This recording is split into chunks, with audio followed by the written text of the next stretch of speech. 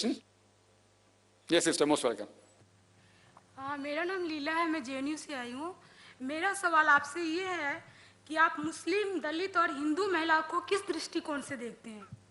और अगर एक ही दृष्टिकोण से देखते हैं तो गुजरात में जो दंगा हुआ उसने मुस्लिम महिलाओं के साथ ही रेप क्यों किया गया पकड़ पकड़ कर?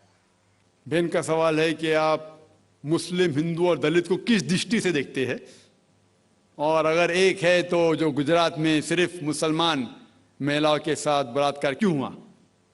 पहला सवाल का जवाब, किस दृष्टि से मैं हिंदू, दलित और मुसलमानों को देखता हूं? इंसान की दृष्टि से, इंसान की दृष्टि से। अल्लाह ताला फरमाते हैं, अल्लाह सुब्हानहू व तआला कुरान में फरमाते हैं, सूरह इसरा में, सूरह नंबर 17 आयत नंबर 70, अल्लाह ताला फरमाते वलक़द कर्रमना बनी आदम, हम हर बनी आदम, हर आदम के औलाद पे करम फरमाए। अल्लाह ताला फरमाते लक़द कर्रमना बनी आदम, हर आदम के औलाद, हर बनी आदम के ऊपर करम फरमाए। चाहे वो अमेरिका में पैदा हो, हिंदुस्तान में हो, सऊदी अरेबिया में हो या इंग्लैंड में हो, चाहे वो काला हो या गोरा हो, चाहे वो औरत हो या आदमी हो, या किस भी मजहब में पैदा हो, समझ के अल्लाह ताला ने हर बनी आदम के ऊपर करम फरमाया।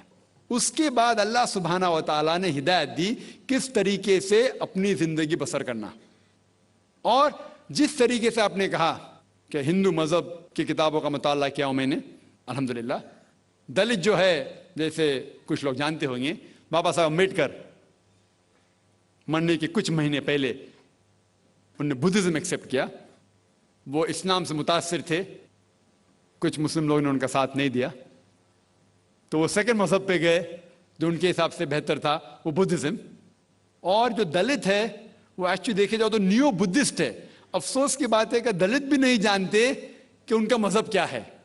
और जब सेंसस होता है इस इंडिया का, तो दलित को हिंदू में शुमार किया जाता है, जो बिल्कुल गलत है। बाबा साहेब अम्बेडकर लगभग 300 मिलियन, 30 करोड़ लोग को, लगभग 30 करोड़ दलित लोग को हिंदू से छुटकारा पाने के लिए, कास्ट सिस्टम से छुटकारा पाने के लिए इलादा हुए। लेकिन अफसोस की बात है, आज के सेंसस में जब हिंदू की गिनती होती है उसमें दलित को भी गिना जाता है, जो बिल्कुल गलत है। दलित हिंदू नहीं है। बाबा साहेब अम्बेडकर ने दलित को कास्ट सिस्टम, जात पाती से छुटकारा पाने के लिए उनने बुद्धिज्म एक्सेप्ट किया। इसे कहते हैं न्यू बुद्धिस्ट। और अल्हम्दुलिल्लाह सुम्मा अल्हम्दुलिल्लाह, बाबा साहेब अम्बेडकर की किताब भी मैंने पढ़ा, और अगर आप पढ़ेंगे religions of Hinduism volume number 4, उसके अंदर भी लिखा हुआ है कि कृष्ण के 16,108 बीवियां थे। बाबा साहेब अम्बेडकर ने हिंदू मजहब किताब का काफी मुताला किया, और उसके बाद उसने कहा कि कास्ट सिस्टम गलत है। और सिर्फ बाबा साहेब अम्बेडकर ने भी नहीं, मिसाल के तौर पर राजा राम मोहन रॉय, वो भी कास्ट सिस्टम के खिलाफ थे। जस्टिस आना डे, राजा राम मोहन रॉय बंगाल से थे, जस्टिस आना डे बंबई के थे।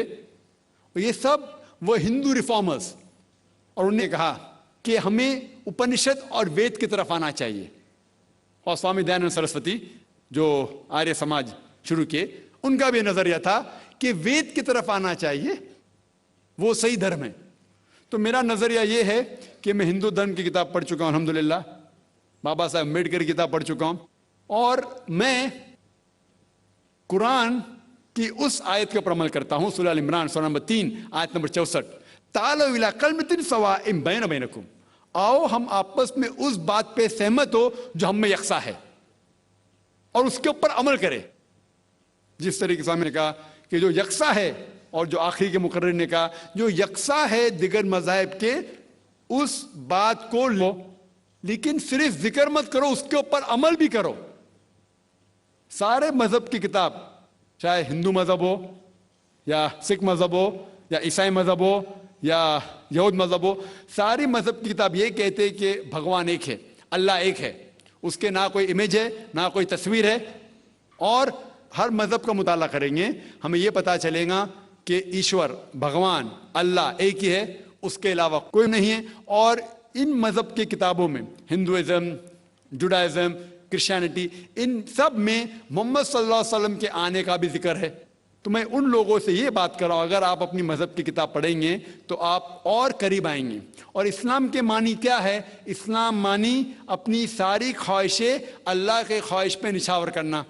और जो शख्स अपनी ख्वाहिश अल्लाह की ख्वाहिश या भगवान के ख्वाहिश में निछावर करता है उसे कहते हैं मुस्लिम। ये मेरा नजरिया है। आपका दूसरा सवाल था कि गुजरात में क्यों सिर्फ मुसलमान औरतों के साथ बलात्कार किया गया था, वो आपको उनसे पूछना पड़ेगा, मुझसे नहीं। मैं तो वहां मौजूद नहीं था, मैंने उनसे नहीं कहा।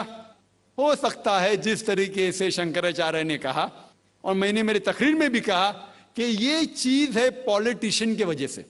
पॉलिटिशियन, ये जो दंगा फसाद जो होता है इस देश में दुनिया में सबसे ज्यादा दंगा फसाद होते, कोई मुल्क में जो दुनिया में दंगा फसाद होते वो हिंदुस्तान नंबर 1। और इसके मेन कारण है ना कि हिंदू मुस्लिम में झगड़ा है, मेरे हिसाब से मेन कारण है पॉलिटिशियन। क्योंकि उनका मेन मकसद है कि वोट इकट्ठा करने के लिए वो दंगा फसाद करते हैं, मजहब का इस्तेमाल करते। इसी तरीके से गुजरात में ये दंगा फसाद करने के लिए कई दलितों का सहारा लिया, उनको भड़काया गया। उनका मेन मकसद था कि वोट जीतना। जिस तो शंकराचार्य ने कहा कि वोट जीतने के लिए, मैंने क्यों कहा कि 100% पॉलिटिशियन खराब है, अक्सर कहता हूं, अक्सर, ज्यादातर। और ये इसीलिए ये दंगा फसाद होता है वोट के बुनियाद के लिए। अगर ये पॉलिटिशियन की जो ये वोट बैंक निकाल दे तो इंशाअल्लाह हिंदुस्तान में भी अमल होगा।